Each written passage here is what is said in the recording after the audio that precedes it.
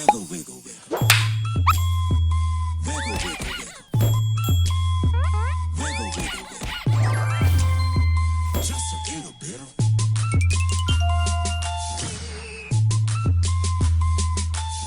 황승원 씨께 질문을 드리도록 하겠습니다.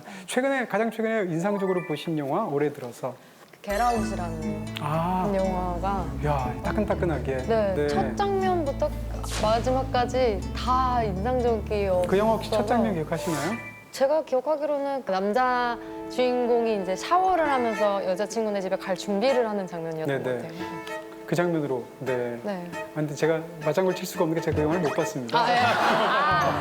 그렇군요. 지금 말씀해 주신 것처럼 이렇게 어떤 영화를 잘 보고 나면 재밌게 봤는데 정확하게 기억하시지만 기억이 안 나는 경우들도 첫 장면이 종종 있습니다. 첫 장면을 보실 때의 마음을 한번 생각해 보시면 첫 장면이 약간 어수선하잖아요. 갑자기 들어오는 사람도 있고 영화 시작해서 누가 주인공인지도 모르고 이런 상황에서 보게 되니까 첫 장면을 놓치게 될 확률이 높죠. 그렇지만 첫 장면에는 사실상 굉장히 많은 게 담겼다라는 것을 지금 한 장면을 갖고 왔습니다.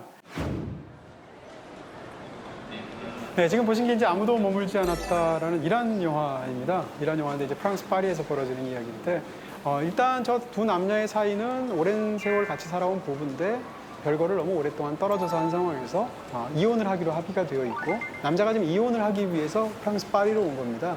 그래서 만나면서 벌어지는 이야기가 이제 2시간 동안 펼쳐지게 되는데요. 일단 저 장면을 한번 지금 머릿속에서 한번 떠올려 보세요. 처음에 시작했습니다. 여주인공이 뭔가 이 가려진 유리 너머에 있는 공항에 막 도착한 어떤 남자를 기다리고 있는 것 같죠. 남편이라고 합시다. 실제로 뭐 그러니까. 남편을 생각하면서 아내를 보고 있는데 드디어 남편이 나오죠. 그래서 손으로 이렇게 표시를 합니다. 남편은 아내가 거기 있다는 걸 모르기 때문에 자꾸 딴짓만 하고 있는 거죠. 그래서 지나가는 사람한테 마침 어떤 여자랑 눈이 마주치니까 제 남편인데요 이러면서 이렇게 얘기를 하죠. 그 여자가 얘기를 해줘서 남편이 그제서야 보죠. 이 부부의 상태인 것입니다. 처음에 왔는데 한쪽은 다른 쪽을 보고 있고 유리 바로 앞에 있고 그래서 자기가 여기 있다고 아무리 알려도 그 사람은 자기를 보지 못하는 상태. 그 두 사람 사이는 굉장히 가깝지만 유리가 차단된 상태. 그것을 영화에서는 모음으로 불리죠. 사실 공항이 얼마나 시끄럽습니까? 의도적으로 소리를 다 제거를 한 거죠. 그래서 관객이 집중하도록 하고 지금 상황 속에서 두 사람이 사실상 얼마나 이 진공과도 같은 곳에서 아주 가까움에도 불구하고 둘 사이에 벽이 있는가를 보여주는 거죠. 그리고 두 사람은 대화를 시작하죠. 이번엔 반대 현상이 일어납니다.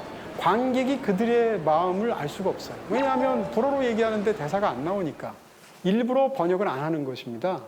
왜냐하면 감독 입장에서는 관객이 모르기를 원하니까.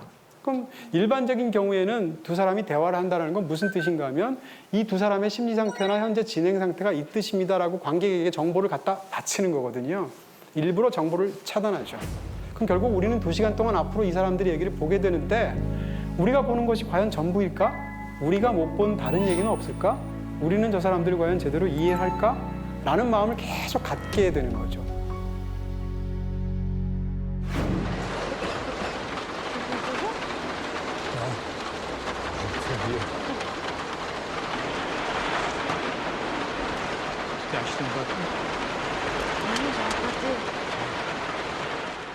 차에 탔어요.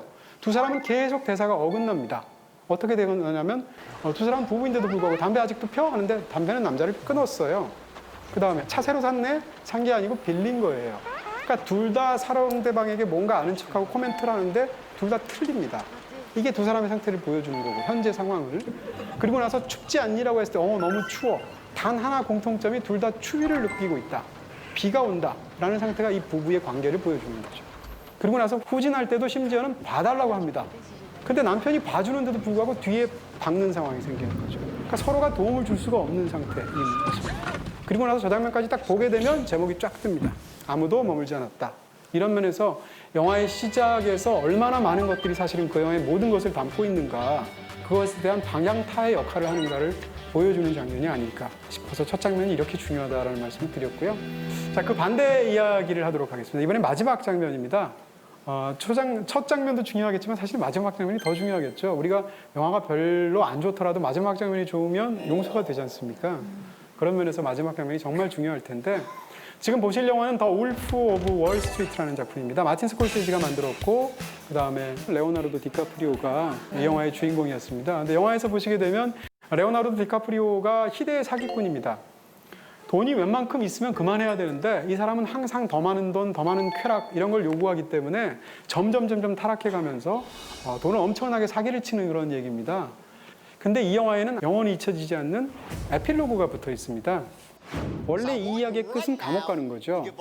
악인이 처벌받았지 않습니까? 우리 후련하잖아요. 저런 나쁜 놈이 감옥 갔으니까.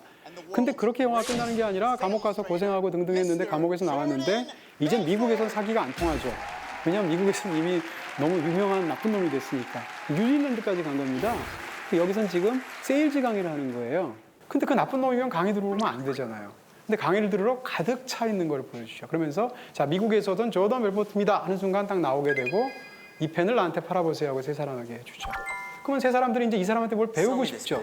뭘 배울까요? 이 사람은 돈을 엄청나게 다뤄본 경험이 있고 돈을 어마어마하게 많이 벌어봤죠. 다만 나쁜 방법으로 벌었죠. 어쨌건 펜을 팔라고 그래요.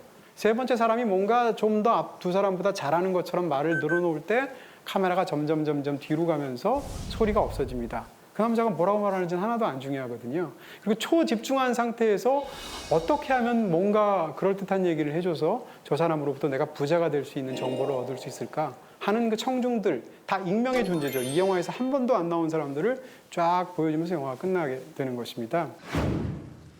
Sell me this pen. Well, this pen works, and I personally love this pen, and I think this pen...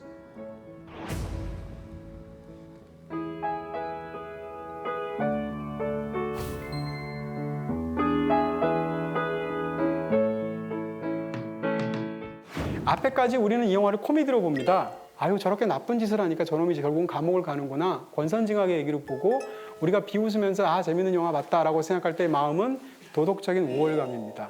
나는 저렇게 나쁜 놈은 아니니까. 나도 돈을 굉장히 벌고 싶긴 한데 저놈처럼 저렇게 엄청난 사기를 쳐서 만족할 줄 모르고 저렇게까지는 하지 않으니까 하면서 코미디로 봤거든요. 근데 마틴 스콜세지는 마지막에 한 장면을 더 붙이는 거죠. 그 장면은 뭐냐? 당신은 다를까요? 라고 말을 하는 거죠.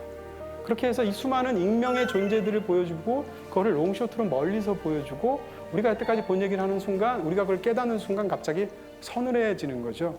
아 여태까지는 진짜 희대의 사기꾼 말도 안 되는 놈을 낄낄거리면서 비웃으면서 봤는데 다 보는 순간 나도 저런 사람으로부터 뭔가 어떤 이렇게 해가지고 돈을 더 많이 벌고 싶고 그것이 설사 부정한 방법으로 번 사람한테조차라도 팁을 얻을 수 있지 않을까 해서 간절하게 보고 있는 사람들 그 많은 눈동자를 보여주면서 영화가 끝난다는 거죠. 그런 면에서 이 영화의 엔딩은 불필요한 장면인데도 불구하고 없어도 얘기가 되잖아요. 근데 이 장면을 넣음으로 인해서 관객이 그 전까지 위에서 봤다면 강제로 끌어내리는 거죠. 그리고 같은 자리에서 갑자기 거울을 관객에게 돌려버리는 그런 장면입니다. 그런 면에서 굉장히 훌륭한 엔딩이다 이렇게 얘기할 수가 있겠죠.